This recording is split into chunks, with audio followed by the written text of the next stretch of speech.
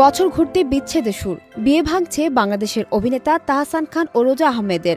মিথিলার সাথে ডিভোর্সের পর দীর্ঘদিন একা থেকে আচমকা বিয়ে করেছিলেন রোজা আহমেদকে, কিন্তু টেকেনি সেই সংসারও।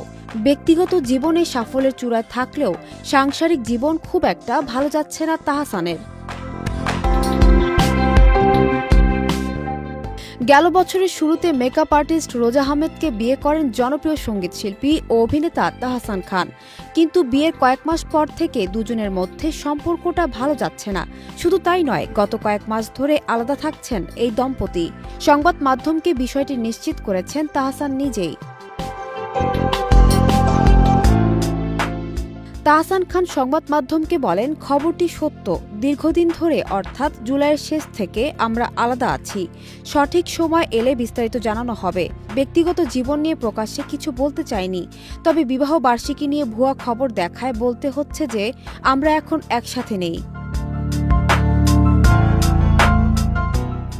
রোজা ইসলাম অভিনেতা তাহসানের দ্বিতীয় স্ত্রী। 2025 সালের 4 জানুয়ারি 4 মাসের পরিচয়ে তাকে বিয়ে করেন তাহসান। রোজা পেশাদার মেকআপ আর্টিস্ট। 1 দশকেরও বেশি সময় ধরে বাংলাদেশ ও যুক্তরাষ্ট্রে ব্রাইডাল মেকআপ আর্টিস্ট হিসেবে কাজ করছেন। নিউ ইয়র্কে তার নিজস্ব একটি মেকআপ প্রতিষ্ঠান রয়েছে। এর আগে 2006 সালের 3 আগস্ট অভিনেত্রী রাফিয়াত রশিদ মিথিলার সঙ্গে বিবাহ বন্ধনে আবদ্ধ হন তাহসান খান। 11 বছরে সেই সংসারের ইতি ঘটে 2017 সালে। সানজানা তাবাসসুম, বৈশাখী সংবাদ।